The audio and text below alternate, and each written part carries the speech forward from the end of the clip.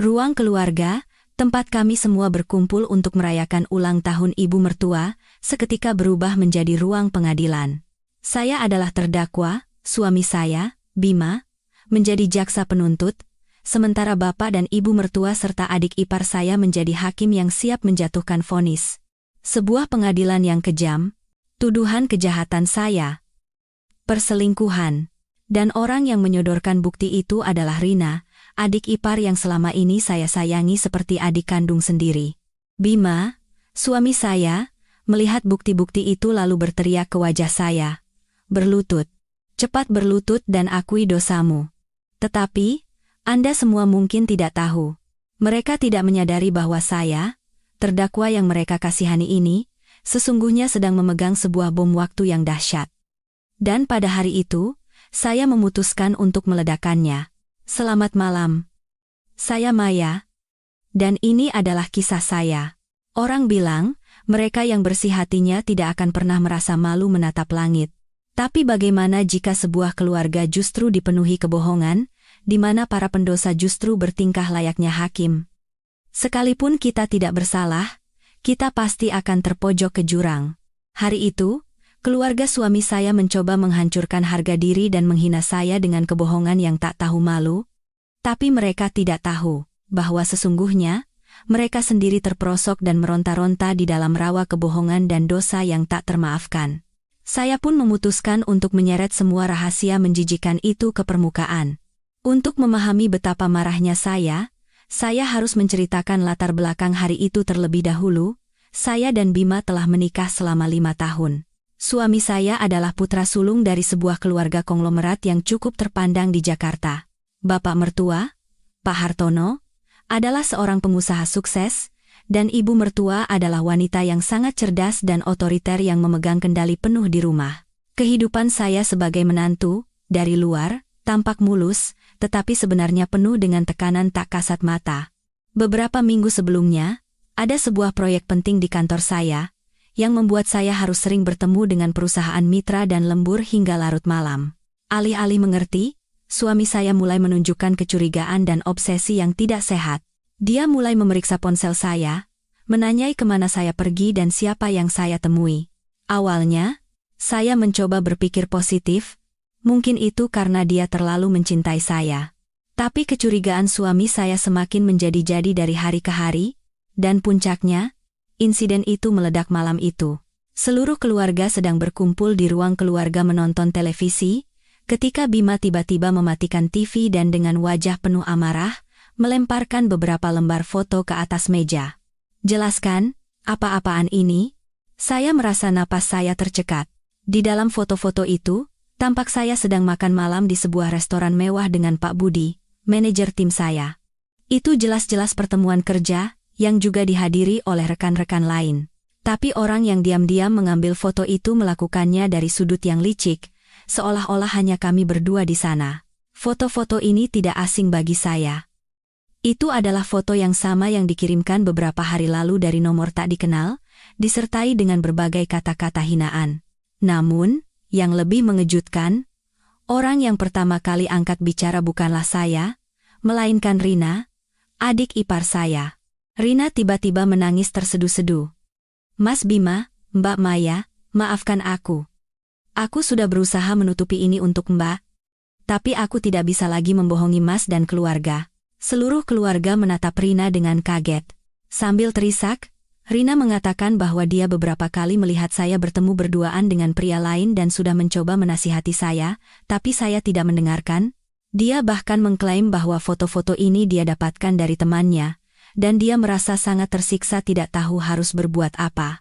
Dia berakting seolah-olah dia adalah adik ipar yang saleh, yang memilih kebenaran karena tidak sanggup lagi menutupi dosa kakak iparnya. Sungguh, akting yang sempurna.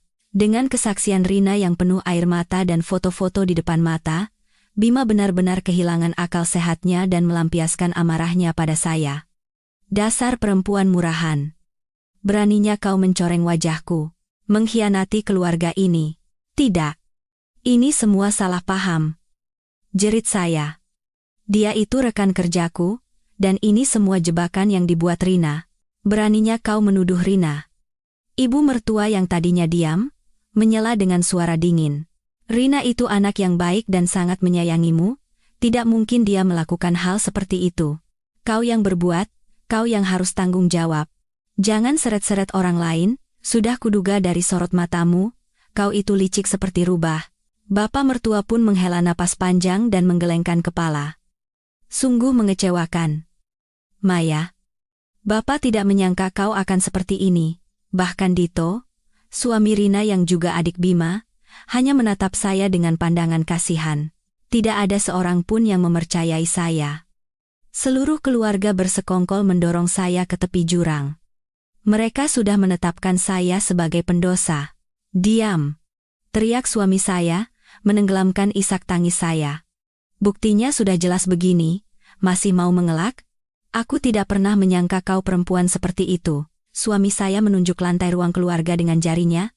Berlutut, cepat berlutut di hadapan orang tua dan minta maaf. Cepat, berlutut?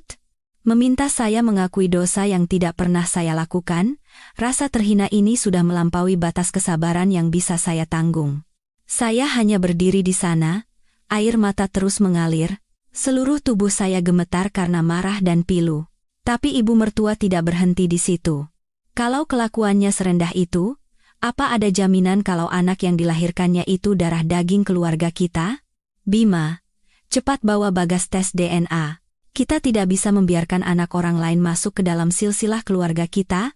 Tes DNA? Belum cukup menghina saya, mereka sekarang meragukan putra saya sendiri, cucu kandung mereka. Pada saat itu, seluruh kesabaran dalam diri saya putus. Semua rasa hormat, kesetiaan, dan kasih sayang lenyap seketika. Air mata saya berhenti mengalir secara ajaib. Rasa sakit dan pilu di hati saya digantikan oleh ketenangan yang dingin dan menakutkan. Baiklah. Suara dingin saya membuat seluruh keluarga menatap saya dengan terkejut. Kalian ingin saya mengakui dosa saya, kan? Akan saya lakukan. Tapi sebelum itu, saya ingin kita semua menonton sebuah film bersama, supaya kita tahu siapa sebenarnya pendosa sejati di keluarga ini yang telah mencoreng nama baik keluarga. Selesai berbicara, tanpa memberi mereka kesempatan untuk bereaksi, saya mengeluarkan ponsel dari saku. Saya sudah menunggu hari ini sejak lama. Selama setahun terakhir, saya hidup dalam rasa bersalah dan jijik, memendam sebuah rahasia mengerikan di dalam hati. Saya diam selama ini karena takut keluarga ini hancur, takut ibu mertua dan Dito yang baik hati akan terluka. Tapi malam ini, mereka sendiri yang mendorong saya ke jalan ini. Mereka sendiri yang menekan tombol pemicu bom waktu ini. Dengan gerakan yang sudah biasa, saya menyambungkan ponsel saya ke Smart TV berukuran besar di ruang keluarga. Kamu, apa yang kamu lakukan?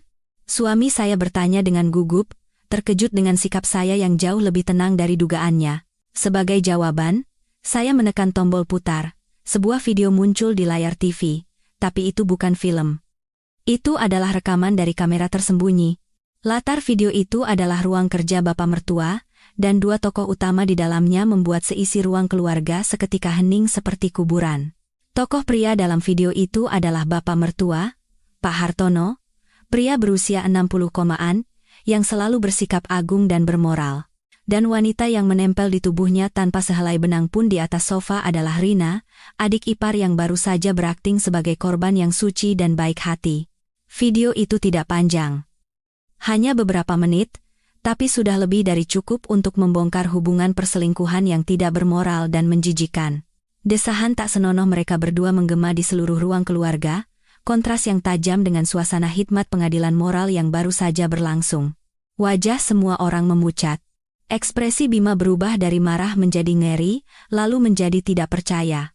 Dia menatap layar TV, lalu ayahnya, lalu Rina yang wajahnya sudah pucat pasi.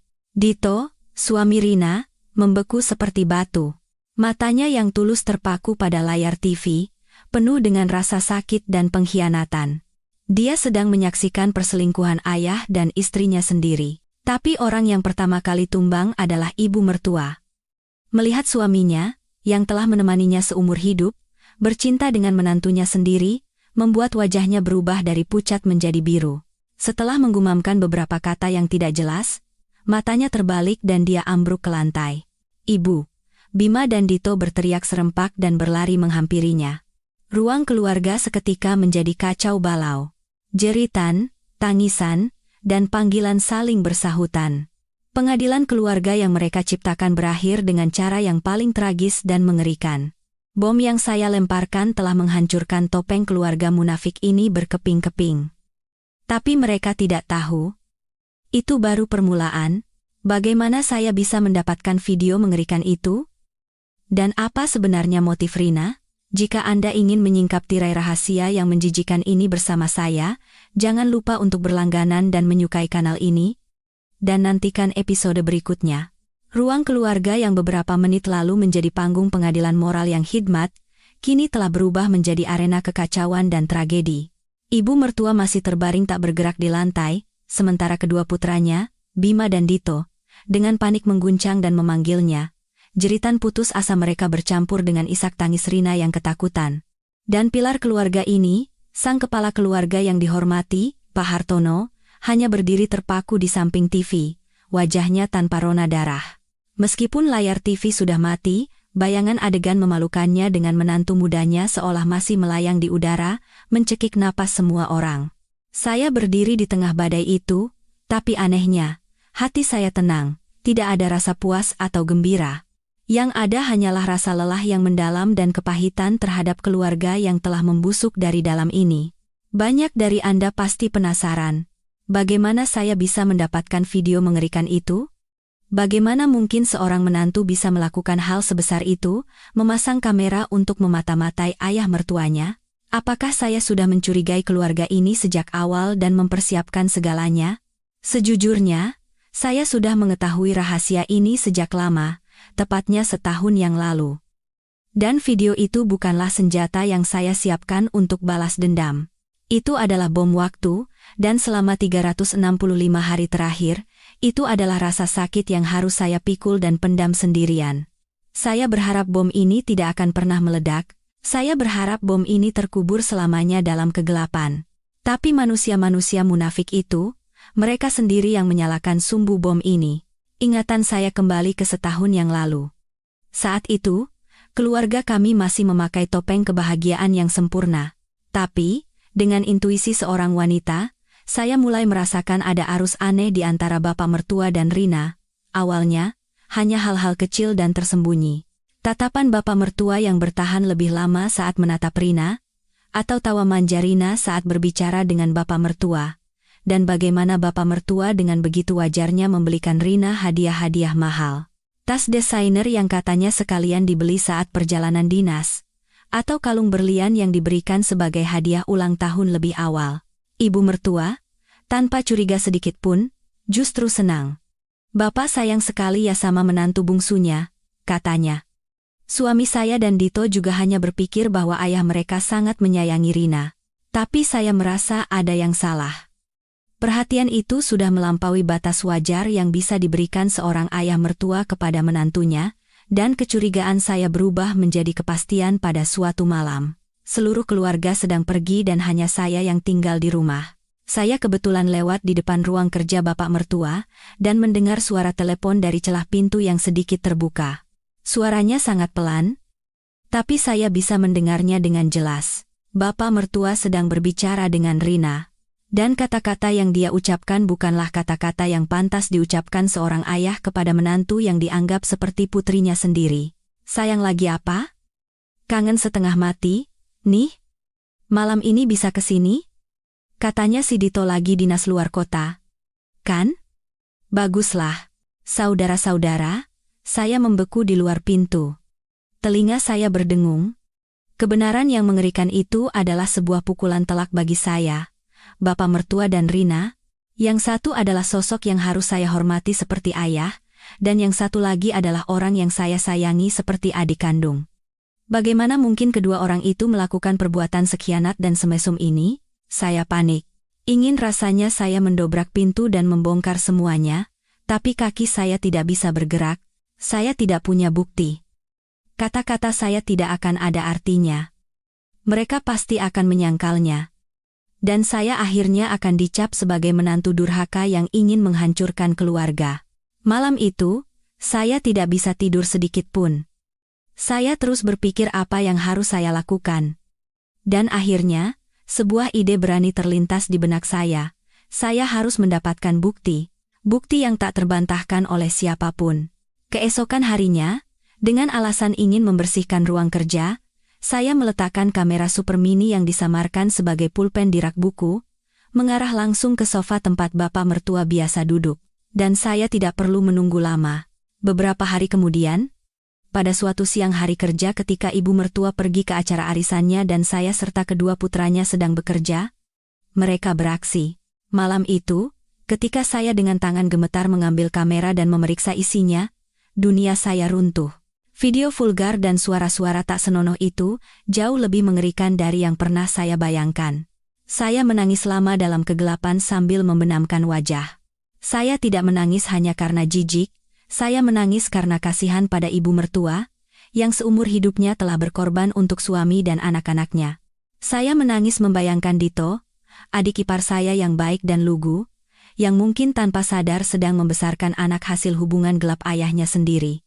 Dan saya menangis karena nasib saya sendiri yang terperangkap dalam keluarga penuh kebohongan dan kemunafikan ini. Saya ingin membongkar semuanya, tapi pada akhirnya saya tidak punya keberanian. Saya takut. Takut keluarga ini akan hancur berkeping-keping. Takut ibu mertua tidak akan sanggup menanggung guncangan, takut Dito akan hancur. Dan jika saya meledakkan fakta ini, pernikahan saya dan Bima juga akan berakhir. Saya memilih diam. Saya menyimpan video itu di dalam USB, menyimpannya dalam-dalam seperti bom waktu, dan saya menipu diri sendiri, mungkin itu hanya kesalahan sesaat, mungkin semuanya akan kembali normal dengan sendirinya. Saya bodohnya percaya bahwa selama saya diam, keluarga ini setidaknya bisa mempertahankan cangkang kebahagiaannya. Begitulah, selama setahun saya hidup dalam penderitaan. Setiap hari saya harus bertemu mereka, tersenyum pada ayah mertua yang bejat, dan berpura-pura akrab dengan adik ipar yang munafik. Rasa sakit dan jijik itu tumbuh setiap hari di hati saya seperti tumor. Tapi kebungkaman saya tidak menghentikan mereka. Sebaliknya, Rina semakin hari semakin sombong dan angkuh.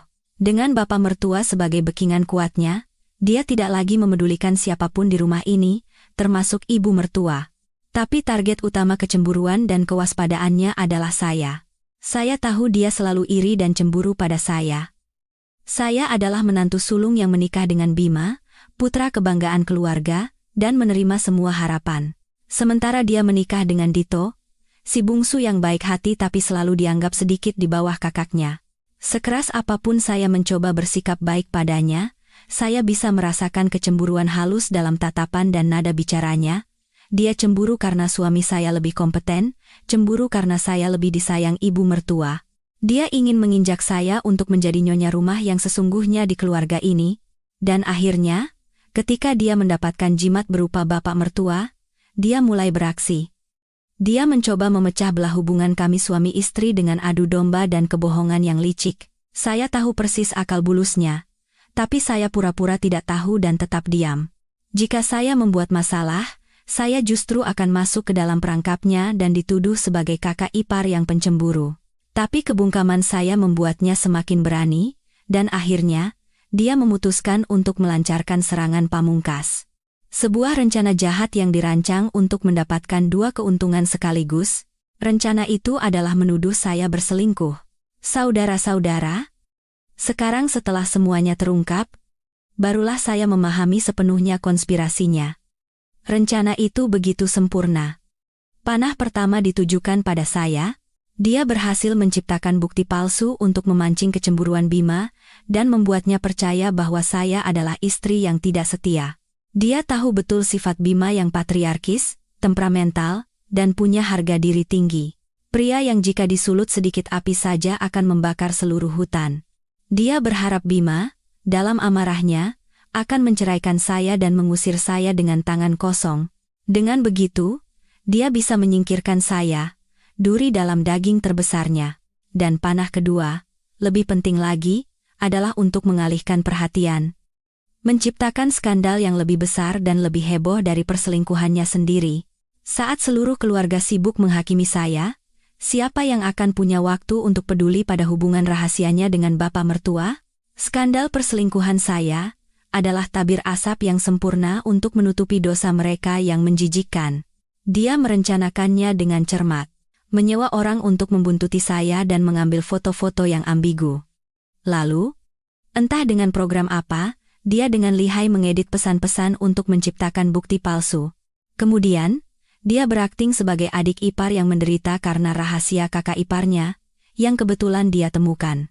Sebuah drama yang begitu rapi hingga menipu semua orang, dan dia hampir berhasil.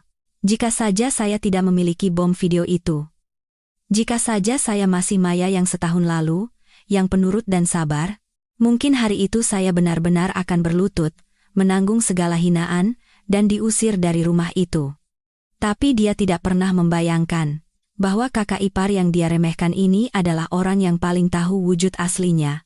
Dia ingin menjadikan saya terdakwa, tapi pada akhirnya, dialah yang menjadi pendosa dengan bukti yang tak terbantahkan. Karma terkadang datang dengan cara yang ironis. Drama mengerikan itu berhenti sejenak saat ibu mertua pingsan. Keterkejutan keluarga segera berganti menjadi kekacauan. Ibu, sadarlah. Bima dan Dito berteriak sambil menghampiri. Bima memangku ibunya, sementara Dito bergegas mencari minyak angin. Rina, yang tadinya terpaku, juga buru-buru mendekat dan mengipasi ibu mertua sambil menangis. Ibu, sadar? Bu, hanya bapak mertua yang masih berdiri kaku di samping TV yang mati. Wajahnya pucat seperti kertas, dan matanya masih terpaku pada layar, seolah video memalukan itu masih berputar. Dia mungkin tidak percaya rahasia tergelap dalam hidupnya, dosa yang begitu ingin ia sembunyikan, telah terbongkar dengan cara yang begitu telanjang dan memalukan. Beberapa saat kemudian, ibu mertua perlahan siuman. Dengan mata kosong, dia menatap langit-langit, lalu melihat wajah Rina di sebelahnya, dan ingatan mengerikan itu kembali, tapi kali ini, dia tidak berteriak atau memaki. Dia hanya perlahan bangkit duduk dan menatap tajam suaminya. Tatapan itu penuh dengan rasa sakit, kekecewaan, dan pertanyaan tanpa kata, dan keheningan itu lebih menakutkan dari amarah manapun. Itu adalah sinyal dimulainya babak baru yang menjijikkan di antara kedua pendosa itu. Bapak mertua mungkin tidak tahan dengan tatapan itu. Dia yang pertama kali membuka mulut. Tapi bukan untuk meminta maaf, melainkan pembelaan diri dan lempar tanggung jawab. Dia menunjuk Rina yang gemetar ketakutan dan berteriak seolah dia adalah korban. Sayang, jangan lihat aku seperti itu. Ini bukan salahku. Ini semua gara-gara dia. Perempuan licik seperti rubah itu yang menggodaku, bahkan saya pun terperangah dengan sikapnya yang tak tahu malu. Aku ini sudah tua, kadang hatiku lemah. Lanjutnya, terus memainkan peran sebagai korban yang malang. Dia memanfaatkan kesepianku saat kamu tidak ada. Sengaja memakai baju seksi, bersikap genit untuk merayuku. Aku ini juga laki-laki biasa, bagaimana bisa aku menolak godaan seperti itu? Dia yang menjebakku. Semua ini salah dia. Dia, tanpa ragu sedikit pun, melimpahkan semua kesalahan pada Rina, selingkuhan sekaligus menantunya, menjadikan dirinya pria malang yang tergoda oleh rubah, demi mendapatkan pengampunan dari istri dan anak-anaknya. Tapi Rina bukanlah domba kecil yang pasrah begitu saja. Terpojok di ujung jurang dan dikhianati oleh kekasih gelapnya, mekanisme pertahanan dirinya yang paling dasar pun aktif. Dia tidak lagi menangis memohon. Rina bangkit berdiri, menatap wajah bapak mertua, dan berteriak tajam, "Bapak bilang apa barusan? Saya yang menggoda bapak? Bapak ini manusia atau bukan? Apa? Beraninya kau melawan aku, dasar anak kurang ajar." Wajah bapak mertua memerah padam. Kenapa? Tidak boleh melawan? Apa bapak pikir bisa melimpahkan semua kesalahan pada saya? Lalu hadiah-hadiah mahal yang bapak berikan pada saya itu apa? Janji-janji manis yang bapak bisikan pada saya? Bapak bilang sudah tidak punya perasaan lagi pada ibu. Bapak janji akan memberikan saya masa depan yang kaya dan tidak akan pernah membuat saya susah. Saya percaya kata-kata itu dan terpaksa melakukannya. Sekarang bapak mau cuci tangan? Mau melimpahkan semua tanggung jawab pada saya? Begitu pengecutnya bapak hidup? Diam kau, perempuan sialan. Saya sialan? Lalu bapak apa? Ayah mertua yang selingkuh dengan menantunya itu harus disebut apa? Munafik? Saudara-saudara, saya hanya bisa tertawa getir menyaksikan drama murahan mereka. Yang satu bilang digoda, yang satu lagi bilang dipaksa. Tidak ada satupun yang mau mengakui dosanya. Di depan keluarga yang terluka, mereka tidak lebih dari binatang buas yang saling mencakar dan menggigit. Bima dan Dito seolah menjadi penonton. Mereka hanya termangu melihat ayah, ibu, dan istri saling melontarkan makian. Wajah Bima penuh rasa malu dan tak berdaya, sementara mata Dito kosong. Dia menatap bergantian ayah yang dihormatinya dan istri yang dicintainya. Dunianya telah hancur total. Dan ibu mertua, setelah mendengar percakapan antara suami dan menantunya, sepertinya sadar bahwa ini bukanlah kesalahan satu malam. Ini adalah pengkhianatan yang terencana dan sudah berlangsung lama. Amarahnya meledak sekali lagi. Dan kali ini, sasarannya jelas. Amarah ibu mertua bukan lagi rasa sakit yang tak tentu arah. Itu telah berubah menjadi kebencian yang konkret, dan panah kebencian itu tidak mengarah pada suaminya yang berkhianat, melainkan pada menantunya yang muda dan cantik, Rina. Mungkin, bagi seorang wanita tua, perselingkuhan suami adalah hal yang menyakitkan, tetapi kehilangan suami karena direbut oleh wanita muda seumuran putrinya adalah sebuah penghinaan yang tak tertahankan. Dasar perempuan licik. Ibu mertua berteriak dan menerjang Rina. Akan kubunuh kau? Beraninya kau menghancurkan keluarga kami? Dengan wajah polosmu itu kau merayu suamiku? Ibu mertua tampaknya benar-benar mempercayai pembelaan suaminya. Melimpahkan semua dosa pada Rina, dan menjadikannya iblis perusak rumah tangga. Bima, sambil mencoba melerai ibunya, ikut menambahkan, Rina, keterlaluan kamu, bagaimana bisa kamu melakukan hal serendah itu pada bapak? Ibu dan anak bersekongkol menyerang satu orang, Rina, sementara sang pelaku utama, bapak mertua, justru berlagak sebagai korban yang malang. Melihat situasi yang konyol ini, saya tidak bisa lagi hanya berdiam diri. Saya harus turun tangan sebelum semuanya menjadi lebih buruk. Saya tidak bisa membiarkan mereka terus melanjutkan drama lempar tanggung jawab yang tidak masuk akal ini. Saya harus memberitahu mereka bahwa kebenaran jauh lebih mengerikan dan kejam dari yang mereka lihat. Sebaiknya semuanya tenang dulu. Saya membuka mulut. Suara saya tidak keras, tapi memiliki bobot aneh yang berhasil menghentikan pertengkaran mereka sejenak. Semua mata tertuju pada saya. Ibu mertua, dengan rambut acak-acakan, menatap saya dengan penuh kebencian. Kau lagi? Masih ada yang mau kau katakan? Puas kau sekarang? Belum, Bu, jawab saya dingin. Puncak acaranya bahkan belum dimulai. Ibu percaya bahwa Rina yang menggoda Bapak, kan? Tapi dalam cerita ini, ada satu korban lagi yang lebih malang. Saya menatap Dito, yang masih berdiri kosong. Yaitu Dito. Dito bukan hanya dikhianati oleh istri dan ayahnya, tapi mungkin dia juga sedang membesarkan anak yang dilahirkan oleh ayahnya sendiri. Kata-kata saya bagaikan bom kedua yang meledak di tengah kekacauan. Ruang keluarga kembali hening. Kakau, apa barusan? Tanya ibu mertua terbata-bata. Omong kosong apa ini? Bapak mertua juga berteriak, wajahnya pucat pasi. Ini bukan omong kosong. Saya menatap lurus mata bapak mertua, lalu beralih pada Rina yang gemetar. Rina, anakmu, Rian, sepertinya bukan anak Dito. Saya sudah curiga sejak lama. Sejak kakeknya lebih sayang pada cucunya itu melebihi sayangnya pada anak kandungnya sendiri. Dan saat Rian tumbuh besar, wajahnya semakin mirip dengan bapak, kecurigaan saya menjadi keyakinan. Rina berteriak tajam. Diam. Jangan bicara sembarangan. Rian itu anak Mas Dito. Apa kau punya bukti? Bukti? Tentu saja ada. Saya tersenyum sinis dan mengeluarkan sebuah amplop tertutup dari tas saya. Sebenarnya, saya sudah tahu jawabannya sejak beberapa minggu lalu. Saat mulai mencurigai gelagat aneh Rina, saya memutuskan harus mencari kebenarannya. Saya diam-diam mengambil sampel rambut Rian saat dia tidur, dan mengambil sampel rambut dari sisir bapak mertua. Dan ini, saya mengangkat tinggi-tinggi hasil tes DNA itu, adalah hasilnya. Suara saya terdengar tegas dan jelas seperti vonis terakhir. Ananda Rian dan Bapak Hartono memiliki kecocokan DNA 99,9% sebagai ayah dan anak. Selamat ya, Pak. di usia senja masih diberi putra lagi. Dan turut berduka cita, Dito. Anak yang kau besarkan dengan penuh kasih sayang itu ternyata adalah adikmu sendiri, dari ayah yang sama. Bom kedua, bom pemusnah terakhir, akhirnya meledak. Dan kali ini, bukan hanya satu orang yang tumbang. Bom ini menghancurkan seluruh keluarga munafik ini menjadi debu dan puing. Ruang keluarga hening seperti kuburan. Semua orang terkejut, tak mampu berkata-kata.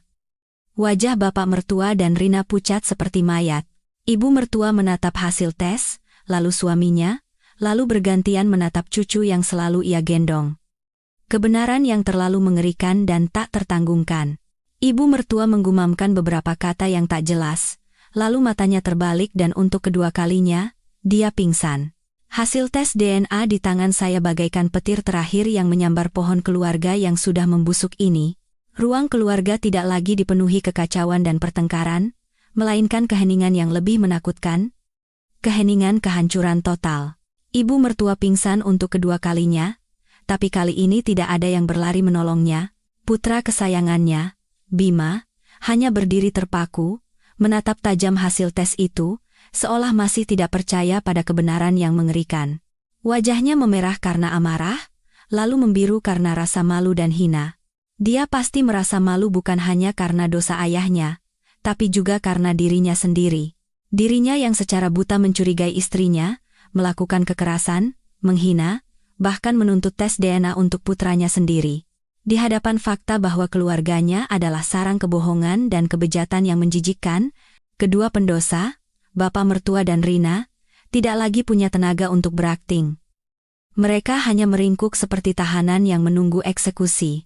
Video itu membongkar dosa mereka, tapi hasil tes DNA ini adalah vonis mati bagi mereka, sebuah bukti ilmiah yang dingin dan tak terbantahkan, yang menutup semua pintu untuk pembelaan diri dan lempar tanggung jawab. Bukti bahwa hubungan mereka bukan sekadar perselingkuhan, tapi juga telah menghasilkan seorang anak tak berdosa. Tapi orang yang hancur paling parah, paling tragis, adalah Dito. Adik ipar saya yang baik dan penurut, yang selalu menerima keadaan dan mempercayai ayah serta istrinya secara mutlak. Dia berdiri diam seperti bayangan dari awal hingga akhir. Tapi saat mendengar kebenaran terakhir, saat menyadari bahwa dia telah dibodohi, dikhianati oleh ayah dan istrinya, dan secara faktual telah membesarkan anak ayahnya sendiri, semua yang terpendam di dalam dirinya meledak. ARRRGGGHHH. Dia berteriak seperti binatang buas yang merasakan sakit luar biasa. Matanya yang selalu tulus kini memerah karena amarah dan penderitaan, dia tidak bisa lagi mengendalikan dirinya. Pria penurut itu, untuk pertama kalinya dalam hidupnya, meledak. Dia menerjang Rina dan menamparnya tanpa ampun. Tamparan yang jauh lebih keras dari yang Bima berikan pada saya. Perempuan kotor. Pembohong. Rina tersungkur ke lantai, menutupi wajahnya sambil menjerit. Tapi Dito tidak berhenti. Dia berbalik dan menerjang ayahnya yang bejat. Anda ini manusia bukan? Dia mencengkeram kerah baju ayahnya dan melayangkan tinju. Baru saat itulah Bima tersadar dan buru-buru melerai adiknya. Dito. Sudah. Jangan begini. Ruang keluarga kembali menjadi arena pertempuran. Teriakan Bima, tangisan Rina, suara perabotan pecah, dan geraman Dito yang seperti binatang buas bercampur aduk. Saya memeluk erat putra saya, Bagas, dan menepi ke sudut. Putra saya yang terbangun karena keributan itu mulai menangis ketakutan. Saya menutup matanya. Saya tidak ingin dia melihat pemandangan menyedihkan dari keluarga yang berantakan ini. Jauh di dalam hati, rasa kasihan muncul. Kasihan pada Dito, korban yang tak bersalah, dan kasihan pada kedua anak, Bagas dan Rian, yang terseret dalam dosa orang dewasa. Setelah beberapa saat, mungkin karena lelah, Dito melepaskan ayahnya. Dia tidak berkata apa-apa lagi. Sambil terhuyung, dia mendekati Rian yang tertidur pulas di boks bayinya, tidak tahu apa-apa. Dito menatap lama anak yang begitu ia cintai, anak yang ia yakini sebagai putra kandungnya. Lalu, perlahan ia berlutut, menyandarkan kepalanya di boks bayi, dan mulai menangis dengan bahu yang berguncang hebat. Itu adalah tangisan seorang pria yang telah kehilangan segalanya, kepercayaan pada istri, anak, dan ayah yang dihormatinya, serta seluruh keluarganya. Kehancuran mereka sudah total dan tidak bisa diperbaiki lagi. Topeng megah keluarga terpandang telah terlepas, menyisakan wajah asli yang busuk hingga ke akar-akarnya. Seorang ayah bejat, seorang ibu yang buta, seorang putra sulung yang kasar, seorang menantu yang licik, dan seorang putra bungsu yang hancur berkeping-keping. Saya memandang sekeliling ruang keluarga yang telah berubah menjadi medan perang. Tidak ada lagi yang menahan saya di sini. Tempat ini bukan lagi sebuah rumah. Ini hanyalah puing-puing yang tersisa dari kebohongan dan dosa. Di tengah kekacauan dan kehancuran itu, satu-satunya orang yang tetap tenang adalah saya. Tidak ada lagi amarah atau rasa puas. Hanya rasa lelah yang ekstrem menekan saya. Saya tidak ingin berada di sini sedetik pun lebih lama. Saya tidak ingin menghirup udara yang sama dengan mereka. Sudah waktunya untuk pergi. Saya dengan tenang menenangkan putra saya, membawanya ke kamar, dan menutup pintu. Berharap anak saya tidak mendengar suara pertengkaran samar yang masih terdengar dari lantai bawah. Setelah memastikan anak saya tidur kembali, saya mulai mengemas barang-barang. Kali ini, bukan lagi persiapan diam-diam. Saya bisa pergi dengan kepala tegak. Saya mengeluarkan koper besar dan mulai memasukkan pakaian saya dan bagas. Dengan tenang dan hati-hati, satu persatu saya berkemas. Setiap barang memiliki kenangan, tapi kini kenangan itu hanya mengingatkan pada ironi pahit, bukan kehangatan. Gaun yang dibelikan suami saat ulang tahun pernikahan, sepatu yang saya pakai saat pertama kali datang untuk berkenalan, semuanya adalah bagian dari drama palsu. Saya tidak membawa apapun yang mereka berikan, hanya barang-barang milik saya dan putra saya, barang-barang berharga milik saya sendiri. Dan di atas meja rias, saya meletakkan cincin kawin beserta surat gugatan cerai yang sudah lama saya siapkan. Sekitar 1 jam kemudian, setelah selesai berkemas, saya menggandeng tangan putra saya dan turun ke bawah. Ruang keluarga sudah sedikit lebih tenang. Ibu mertua sepertinya sudah dipindahkan ke kamarnya, dan Rina meringkuk di sudut, menangis dengan mata bengkak. Bapak mertua dan Bima duduk di ujung sofa yang berbeda, tidak saling menatap. Wajah keduanya menyiratkan kelelahan dan kekalahan yang mendalam. Dito tidak terlihat, mungkin dia sudah pergi dari rumah. Melihat saya membawa koper sambil menggandeng anak saya, Bima yang pertama kali bangkit, wajahnya tidak lagi menunjukkan amarah atau otoritas patriarkis, melainkan kebingungan dan ketakutan akan kehilangan. "Maya, kamu mau kemana?" "Pergi dari sini," jawab saya dengan suara datar dan asing. "Sepertinya tidak ada lagi yang perlu kita bicarakan. Surat cerai sudah kutaruh di meja kerjamu. Tolong tanda tangani. Aku tidak butuh hartamu sepeser pun. Aku hanya butuh anakku." Kata-kata saya bagaikan pisau lain yang memecah keheningan. Mereka mungkin berpikir setelah membongkar semuanya, saya akan tinggal untuk menuntut syarat dan harta. Mereka tidak pernah membayangkan bahwa yang saya inginkan hanyalah kebebasan. Jangan pergi," kata Bima terbata-bata. Dia mendekat dan mencoba memegang tangan saya. "Maya, tolong jangan pergi. Aku yang salah. Sudah terlambat." "Bima," saya mundur selangkah, menghindari tangannya. "Ada hal yang bisa dimaafkan, ada yang tidak.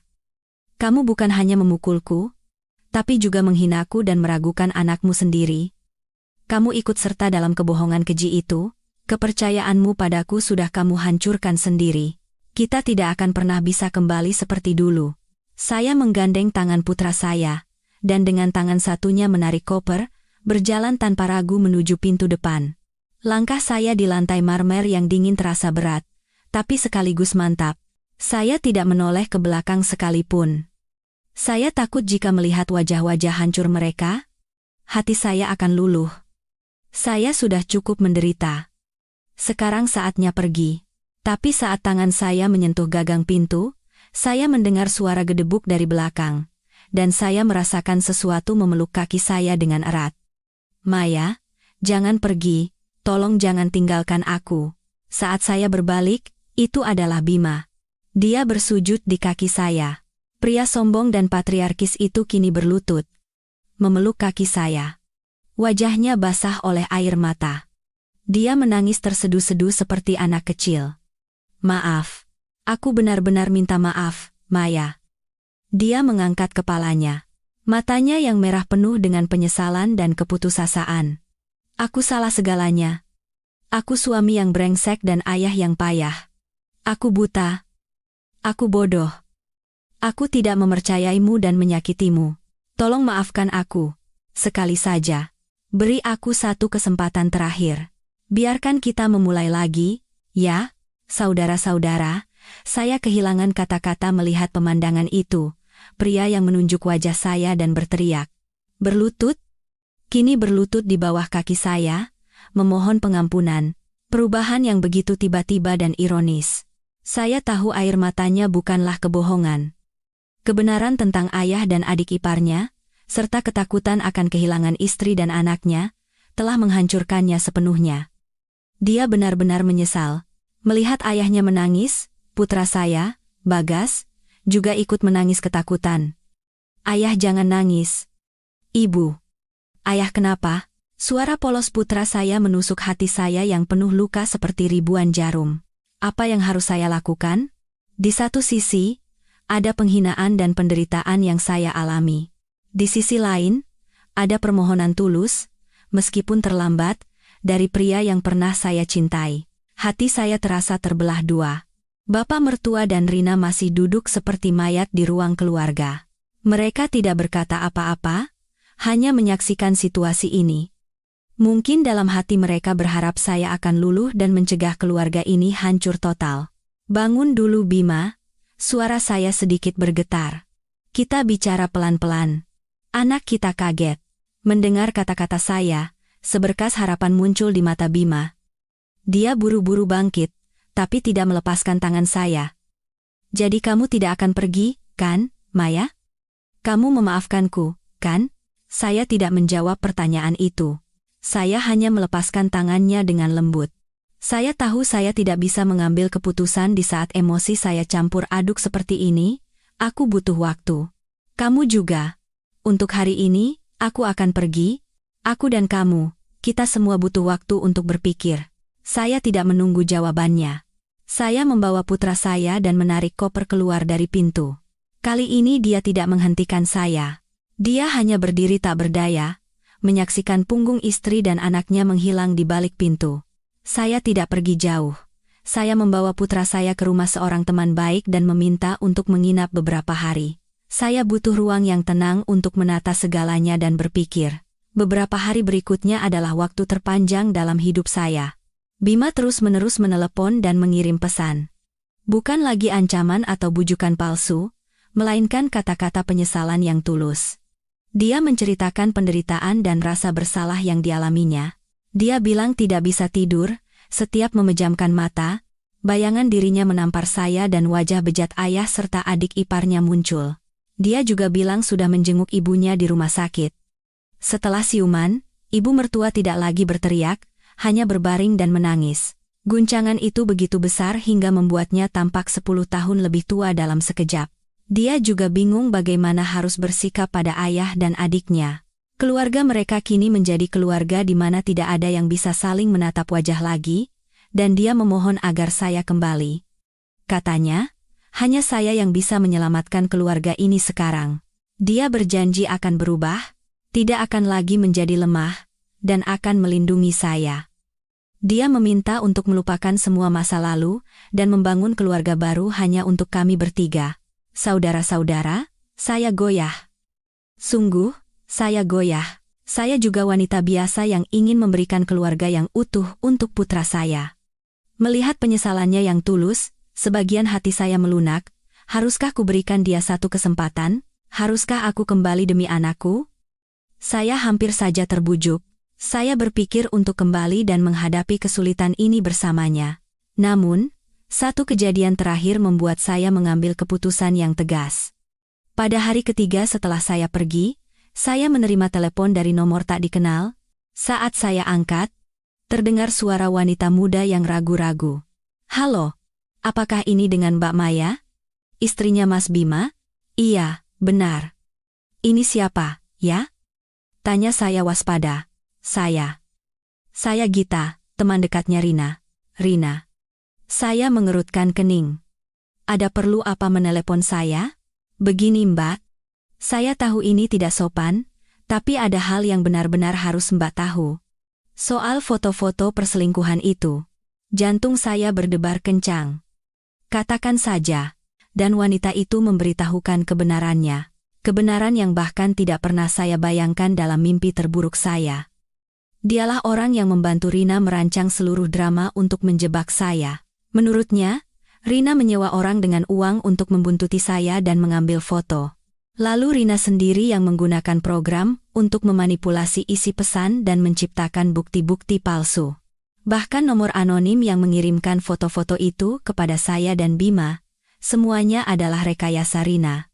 Saya benar-benar minta maaf. Mbak, suara wanita itu di seberang telepon penuh penyesalan. Waktu itu saya pikir cuma bantu teman biasa. Rina bilang Mbak selalu menyusahkannya. Jadi dia cuma mau kasih pelajaran sedikit. Saya tidak tahu kalau akan jadi sebesar ini. Beberapa hari ini saya lihat berita tentang keluarga Mbak dan merasa sangat bersalah. Saya tidak bisa diam lagi. Saya benar-benar minta maaf, Mbak. 1000 kali minta maaf. Setelah menutup telepon, seluruh tubuh saya terasa dingin. Sekarang saya tahu segalanya. Keributan perselingkuhan itu bukanlah tindakan spontan dari suami yang buta karena cemburu. Itu adalah konspirasi yang dirancang dan disutradarai dengan cermat dari awal hingga akhir oleh adik ipar saya yang baik hati, Rina.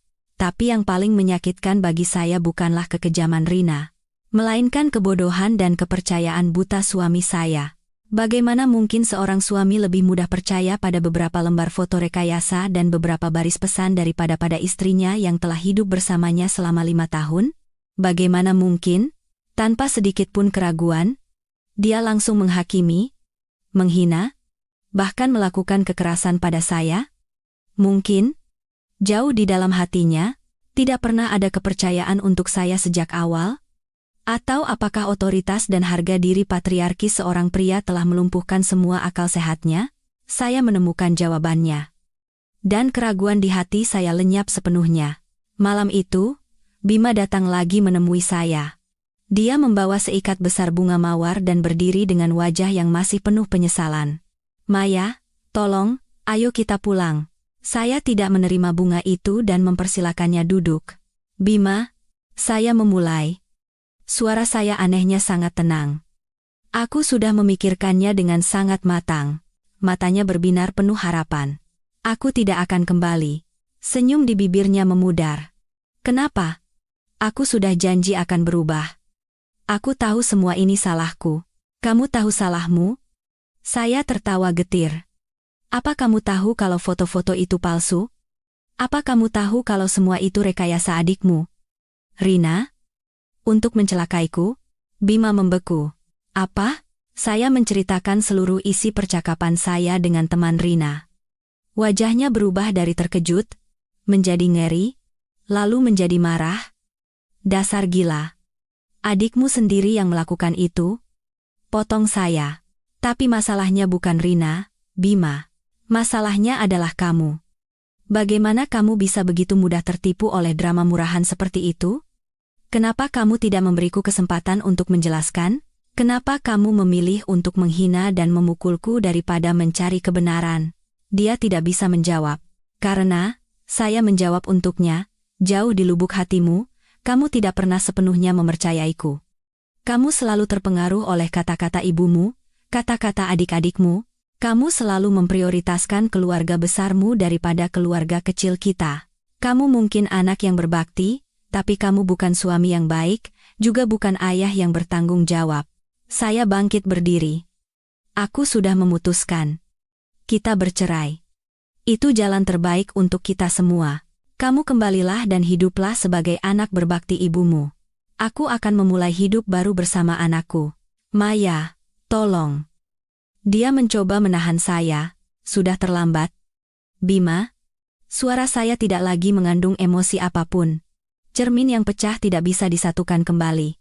Kepercayaan padaku sudah kamu hancurkan sendiri. Hubungan kita benar-benar sudah berakhir. Saya membuka pintu dan mengantarnya keluar. Kali ini dia tidak berlutut. Dia hanya diam-diam berbalik dan berjalan pergi. Di bawah cahaya lampu jalan, punggungnya yang memanjang tampak sepi dan menyedihkan. Saya telah membuat pilihan. Pilihan yang menyakitkan, tapi tegas. Meskipun banyak kesulitan di depan, saya tahu ini adalah jalan yang benar. Saya tidak bisa lagi hidup dalam keluarga yang telah membusuk secara moral. Saya tidak bisa lagi menyerahkan hidup saya pada pria yang tidak memiliki kepercayaan dan pendirian terhadap istrinya sendiri. Saya dan putra saya berhak mendapatkan kehidupan yang lebih baik. Keputusan tegas saya hari itu bukan hanya penolakan terhadap Bima, tapi juga pisau terakhir yang memutus tali ikatan terakhir saya dengan keluarga busuk itu. Saya tidak lagi goyah, tidak lagi menyesal. Keesokan harinya, saya dan putra saya resmi pindah. Kami pindah ke sebuah apartemen kecil yang sudah saya siapkan, memulai hidup baru. Meskipun banyak tantangan, hidup kami jauh lebih damai dan bebas. Dan setelah saya pergi, setelah perekat yang menjaga kedamaian palsu dan penyeimbang yang menanggung segalanya lenyap, keluarga yang disebut terpandang itu benar-benar runtuh. Bukan runtuh perlahan, melainkan meledak berkeping-keping dalam kebencian, rasa bersalah, dan penyesalan. Orang pertama yang bertindak paling tegas dan kejam adalah Dito. Adik ipar yang saya kasihan, yang baik dan penurut. Rasa sakit karena dikhianati oleh ayah dan istrinya secara bersamaan, serta kebenaran mengerikan tentang anak yang ia cintai, tidak membuatnya putus asa. Sebaliknya, itu mengubahnya dari domba yang jinak menjadi serigala yang terluka, serigala yang penuh kebencian. Setelah malam yang menentukan itu, dia tidak banyak bicara. Dia diam-diam mengemasi semua barang Rina dan melemparkannya ke halaman seperti tumpukan sampah. Pakaian bermerek, tas mahal, kosmetik mewah, semua yang dia dapatkan dengan menjual tubuhnya dan kebohongan, kini berserakan di tanah. Pergi. Pergi dari rumahku sekarang juga, dasar pembohong, teriaknya saat Rina menangis memohon. Kau bukan lagi istriku. Dan anak itu. Bawa sana ke bapaknya. Rina, yang tidak lagi mendapat perlindungan dari bapak mertua, yang tidak lagi bisa berakting sebagai korban, diusir dengan hina di tengah tatapan cemooh semua orang. Dengan tangan kosong, hanya menggendong bayinya, dia menjadi gelandangan. Masa depannya akan menjadi rangkaian hari-hari menyedihkan untuk membayar dosa-dosanya. Tapi balas dendam Dito tidak berhenti di situ. Setelah mengusir istrinya, dia langsung menuju ruang kerja ayahnya. Tidak ada yang tahu percakapan apa yang terjadi di antara ayah dan anak itu. Hanya terdengar suara pertengkaran sengit dan sesuatu yang pecah. Beberapa saat kemudian, Dito keluar dengan wajah dingin seperti es. Dia berdiri di hadapan bapak dan ibu mertua yang mencoba melerai dan mengucapkan satu kalimat yang memutuskan hubungan ayah dan anak selamanya. Mulai hari ini, Anda bukan lagi ayah saya. Saya tidak pernah punya ayah yang tidak bermoral dan tak tahu malu seperti Anda. Setelah mengucapkan itu, dia juga diam-diam mengemasi barang-barangnya dan meninggalkan rumah tempat dia lahir dan dibesarkan. Dia meninggalkan ayahnya dan seluruh keluarganya. Dia memilih untuk hidup sendiri dalam penderitaan dan kehilangan. Kepergiannya bagaikan belati yang menusuk jantung keluarga yang sudah berdarah ini, meninggalkan luka yang tidak akan pernah bisa sembuh. Di rumah mewah yang luas itu, kini hanya tersisa 3 orang. Ayah pendosa yang tenggelam dalam rasa bersalah dan hina, ibu yang patah hati karena pengkhianatan suami dan kepergian putranya, dan putra sulung, Bima, yang harus menyaksikan semua yang ia percayai hancur. Dia mencoba. Saya tahu dia mencoba. Dia mencoba berbicara dan menghibur ibunya. Mencoba membujuk ayahnya. Tapi semuanya sia-sia. Luka itu terlalu dalam, dan kehancuran itu tidak bisa diubah. Dia mulai minum. Setiap hari hidup dalam mabuk. Pekerjaan, karier, tidak lagi penting baginya. Dia hanya ingin melupakan kenyataan yang kejam dan dosanya yang memalukan dengan alkohol. Dia menyesal, menderita, dan terus menelepon saya, menangis memohon saya untuk kembali, tapi saya tidak bisa. Keluarga Hartono, keluarga terpandang yang pernah menjadi dambaan semua orang, kini benar-benar hancur berkeping-keping. Bukan karena faktor eksternal, melainkan runtuh dengan sendirinya karena dosa dan kebohongan internal yang telah disembunyikan terlalu lama. Setiap anggota keluarga itu harus hidup menanggung akibat dari kesalahan mereka dan orang-orang yang paling mereka cintai, merenungi penderitaan dan penyesalan. Itu adalah sebuah tragedi tanpa jalan keluar. Saya pikir badai di keluarga Hartono akan mereda setelah saya dan Dito pergi.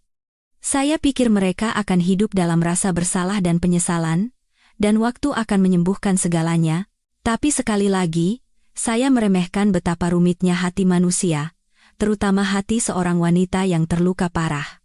Ibu mertua, setelah beberapa minggu berduka dan putus asa, bukan lagi wanita penurut dan berbakti yang saya kenal. Cinta dan hormat yang telah ia berikan kepada suaminya selama puluhan tahun kini telah berubah menjadi kebencian yang ekstrem.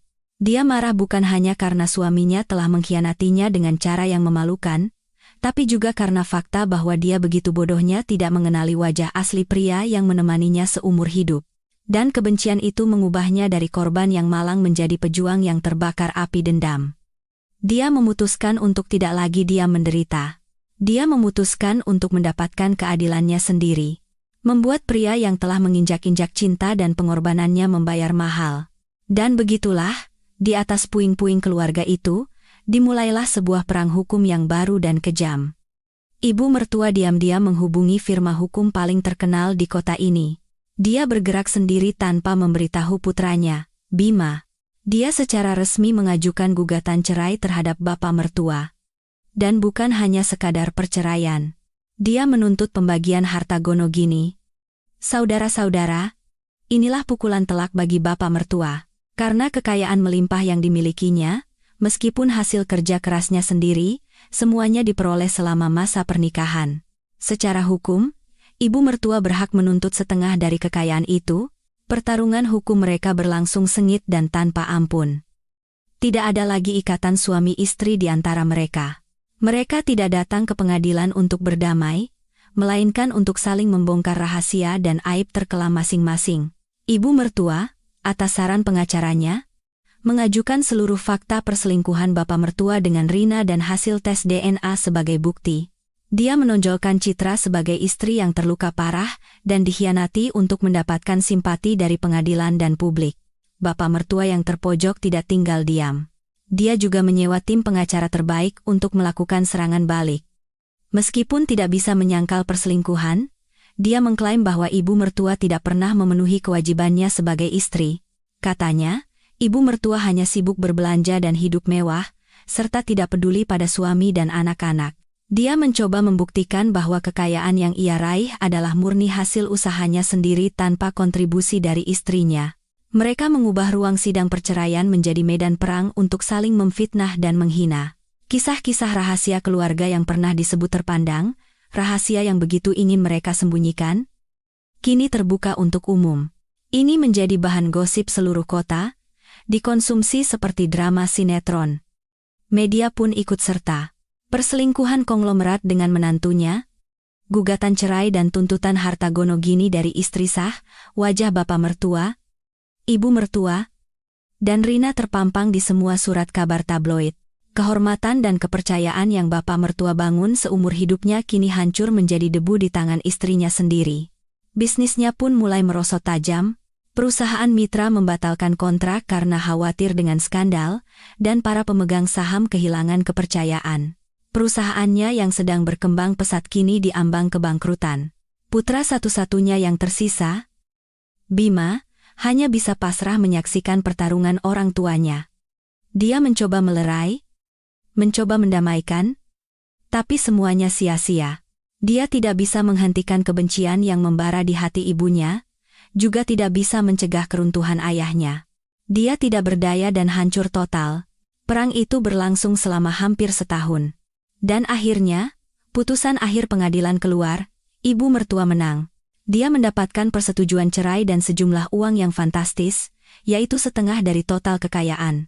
Dia mendapatkan uang, mendapatkan keadilan materi, tapi kehilangan segalanya, kehilangan suami, kehilangan rasa hormat dari kedua putranya, dan kehilangan keluarga. Dia tinggal di sebuah rumah mewah lain dengan kekayaan melimpah, tapi hidupnya dingin dan sepi. Dan bapak mertua, dia kehilangan segalanya. Kehilangan istri, anak, kehormatan, dan setengah dari hartanya. Perusahaannya juga tidak bisa bangkit kembali dan akhirnya menyatakan pailit. Dia berubah dari pengusaha sukses menjadi orang miskin dalam sekejap, menghabiskan sisa hidupnya dalam penyesalan dan rasa bersalah yang terlambat. Keluarga Hartono yang tampak kokoh akhirnya benar-benar runtuh. Bukan karena saya, bukan karena orang luar. Melainkan runtuh dengan sendirinya karena dosa, kebohongan, dan kebencian dari dalam. Sebuah akhir yang tidak bisa lebih menyedihkan lagi. Perebutan harta keluarga Hartono menjadi topik terpanas di kota ini selama setahun penuh. Itu bukan lagi sekadar gugatan cerai, melainkan sebuah drama sinetron yang ditonton oleh seluruh warga. Setiap persidangan membongkar fakta baru, dan surat kabar tabloid tidak pernah melewatkannya. Aib keluarga terpandang dan saling tuding di antara mereka menjadi santapan lezat bagi orang-orang yang haus gosip. Dan di tengah tragedi itu, setiap tokoh mendapatkan ganjaran dan akhir yang setimpal dengan perbuatan mereka.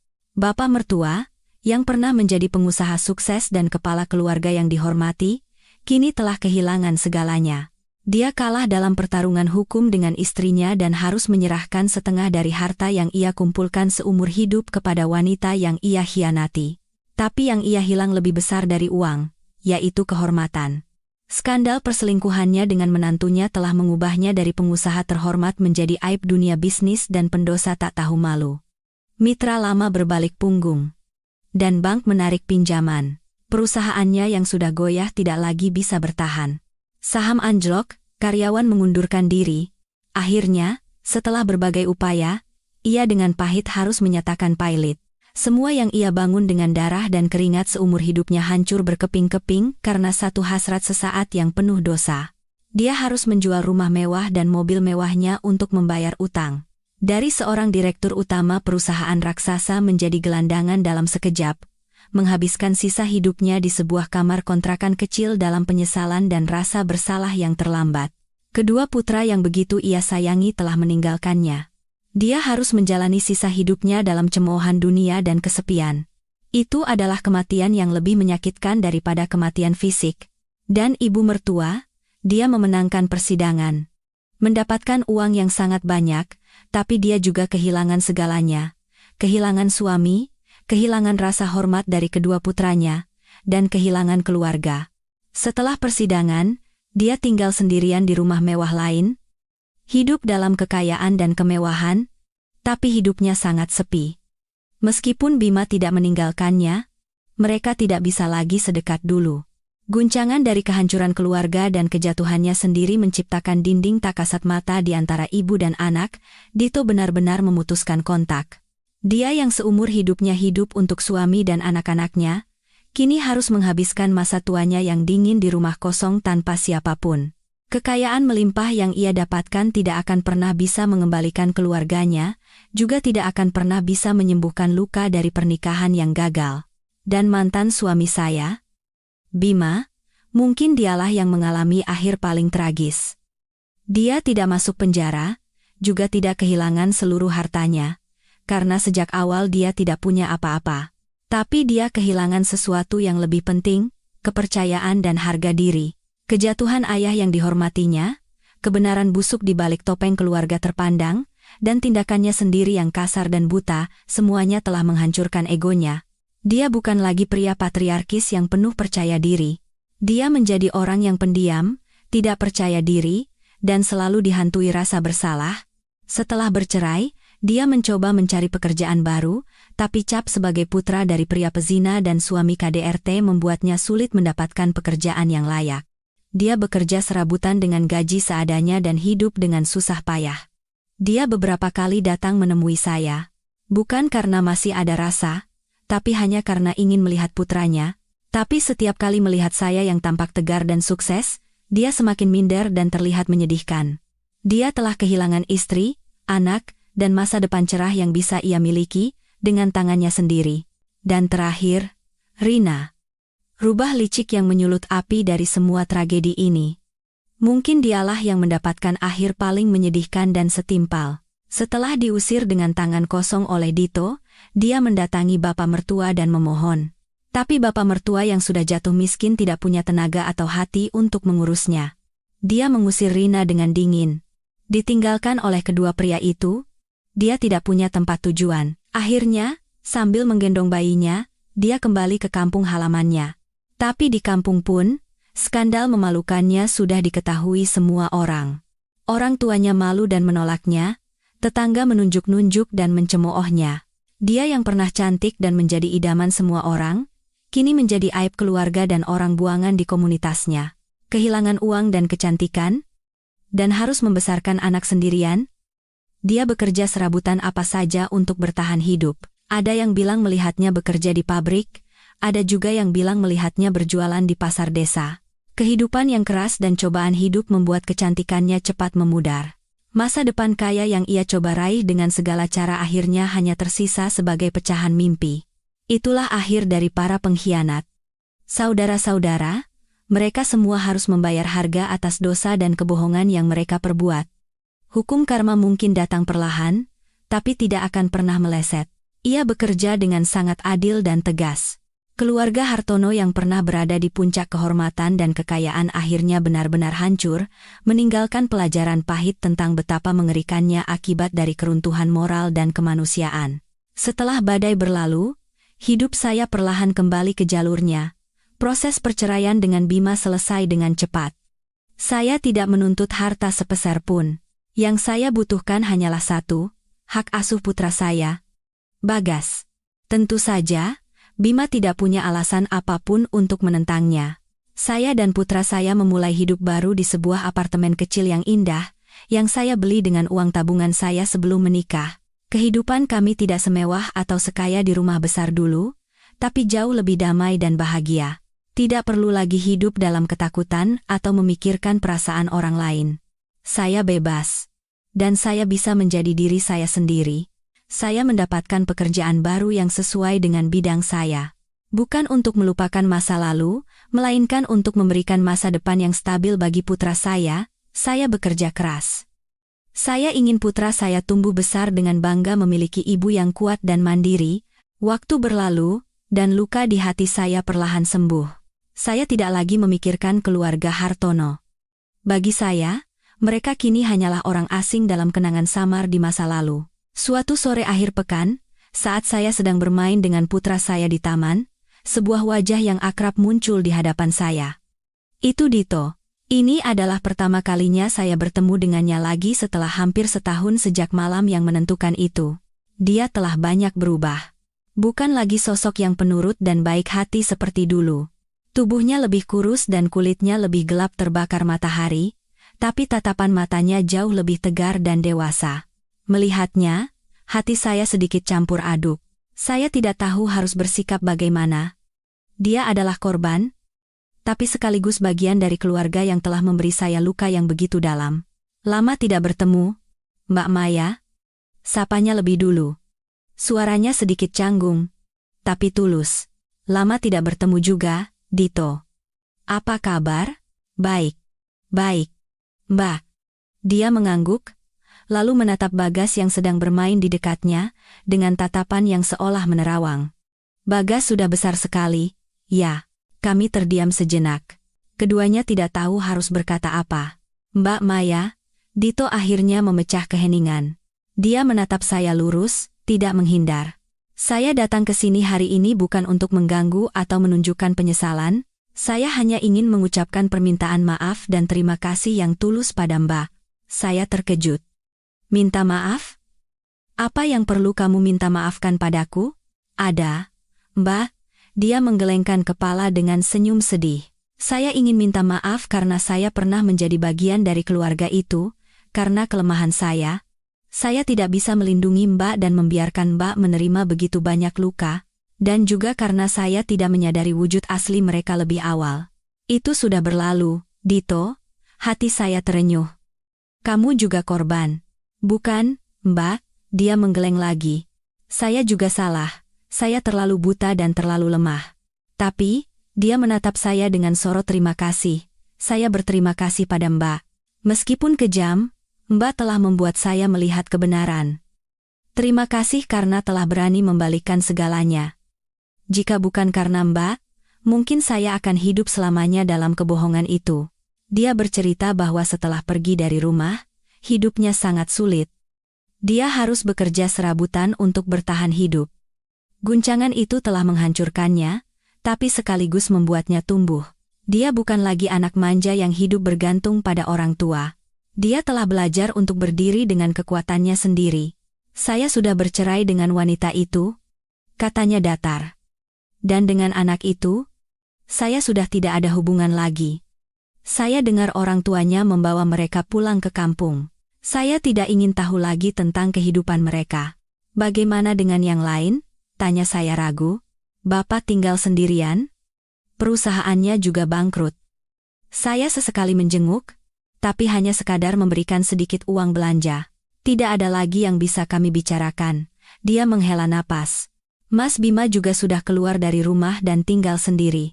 Saya dengar hidupnya sangat sulit. Dia juga sangat menyesal. Kami duduk di sana dan berbicara lama. Dua orang yang pernah menjadi kakak ipar dan adik ipar, untuk pertama kalinya duduk seperti teman, membicarakan luka dan kehilangan masing-masing. Pertemuan tak sengaja itu memberikan saya penghiburan yang tak terduga, melepaskan ganjalan terakhir yang tersisa di hati saya, dan menunjukkan bahwa di tengah puing-puing kehancuran pun, masih ada hal-hal baik, pencerahan berharga yang bisa ada.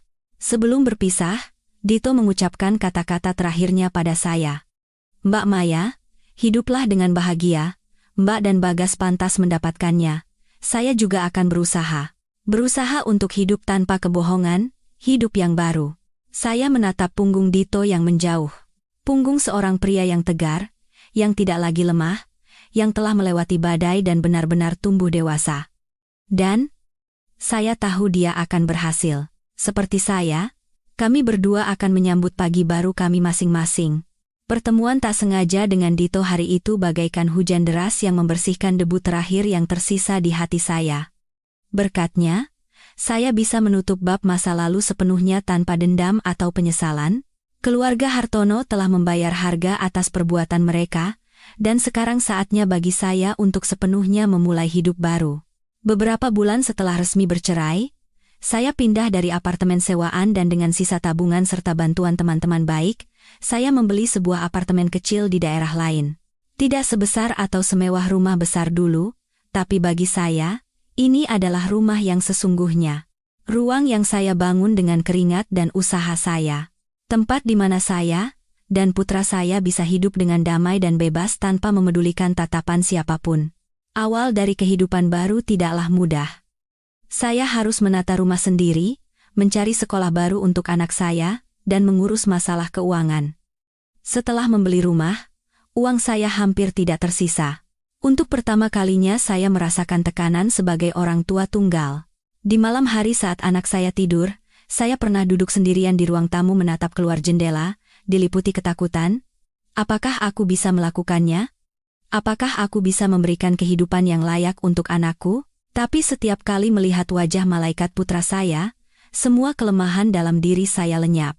Putra saya adalah alasan dan sumber kekuatan hidup saya. Saya berjanji pada diri sendiri, tidak akan pernah menyerah. Saya harus menjadi kuat, bukan hanya untuk diri saya sendiri, tapi juga untuk masa depan putra saya. Dan saya mulai mencari pekerjaan baru. Itu juga sebuah tantangan, meskipun saya memiliki pendidikan dan pengalaman, skandal mantan keluarga suami, meskipun saya adalah pemenangnya, sedikit banyak menjadi label yang mengikuti saya. Beberapa perusahaan menolak saya dengan sopan setelah wawancara. Mungkin mereka ingin menghindari gosip yang tidak perlu. Tapi saya tidak putus asa, saya percaya di suatu tempat pasti ada yang akan melihat kemampuan saya saat ini, bukan masa lalu saya, dan akhirnya, keberuntungan datang. Saya diterima bekerja sebagai manajer HRD di sebuah perusahaan teknologi rintisan startup. Tempat itu muda, energik, dan penuh tantangan.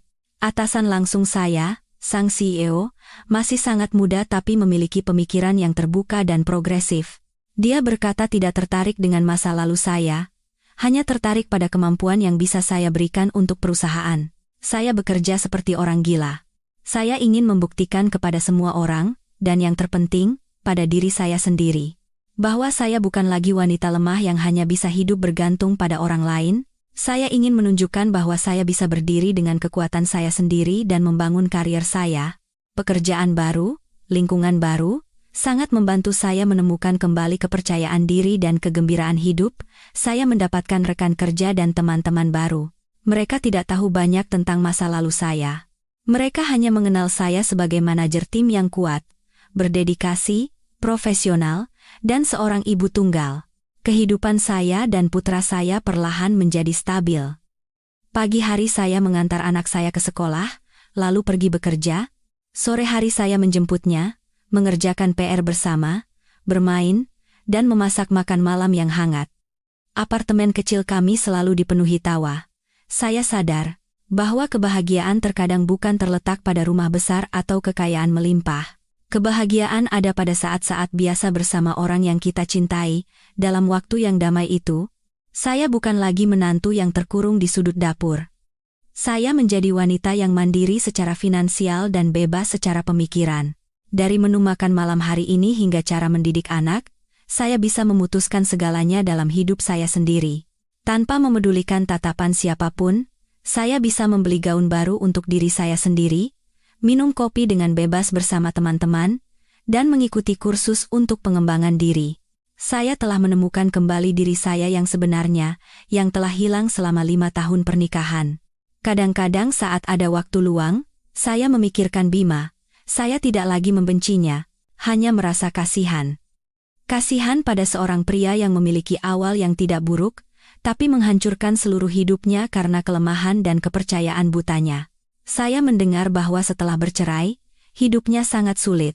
Kehancuran keluarga, kepergian istri dan anaknya, telah membuatnya hancur total. Dia tidak bisa bangkit kembali. Saya hanya berharap suatu saat nanti dia benar-benar menjadi dewasa, bisa berdiri dengan kekuatannya sendiri, dan meskipun kita tidak bersama, bisa menjadi ayah yang baik. Kehidupan baru saya bukanlah dongeng. Masih ada kesulitan dan tantangan, tapi saya tidak lagi takut. Karena saya tahu saya tidak sendirian. Di samping saya ada putra saya, dan teman-teman baik yang selalu siap membantu. Dan yang terpenting, saya memiliki ketegaran dan keberanian yang telah ditempa dalam badai masa lalu. Musik penutup dan outro, kanal.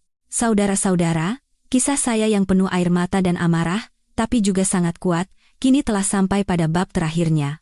Saat ini, duduk di apartemen saya yang kecil tapi nyaman, menatap putra saya yang tertidur, hati saya bukan lagi merasakan kekosongan seperti saat saya keluar dari pintu neraka itu, juga bukan kepuasan saat saya menang. Hati saya tenang, seperti lautan setelah badai berlalu. Puing-puing dari kapal karam bernama pernikahan memang masih ada. Tapi di atasnya, langit cerah dan matahari pagi yang cemerlang telah terbit. Melihat kembali jalan yang telah saya lalui, saya terus bertanya pada diri sendiri. Kenapa? Kenapa saya menahan kehidupan seperti itu selama 5 tahun? Kenapa saya diam di hadapan ketidakadilan, menerima begitu saja diabaikan dan dimanfaatkan? Dan saya menemukan jawabannya. Itu karena 2 kata, kesabaran dan 4 kata kedamaian rumah tangga. Mungkin banyak wanita di negara kita yang diajarkan seperti itu dan tertanam dalam di alam bawah sadar. Ada pepatah, orang sabar disayang Tuhan. Wanita harus bisa berkorban, harus bisa mengalah demi kedamaian rumah tangga. Saya juga percaya pada kata-kata itu. Saya pikir kesabaran saya adalah kebajikan, dan pengorbanan saya adalah hal yang mulia. Tapi saudara-saudara, saya salah. Saya telah salah kaprah antara kesabaran dan kelemahan. Kesabaran adalah memaafkan kesalahan kecil atau perbedaan pendapat yang tidak penting. Tapi ketika kesabaran menjadi diam di hadapan kejahatan, ketidakadilan, dan tindakan yang menginjak-injak harga diri dan martabat, itu bukan lagi kebajikan. Itu adalah kelemahan. Itu tidak akan membawa kedamaian, hanya akan membawa penderitaan yang lebih besar. Satu-satunya kedamaian mungkin hanya akan diberikan kepada mereka yang menyakiti kita.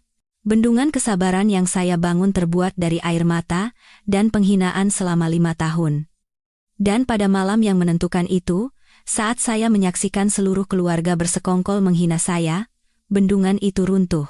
Dan saat bendungan itu runtuh, kekuatannya tidak bisa dihentikan oleh apapun.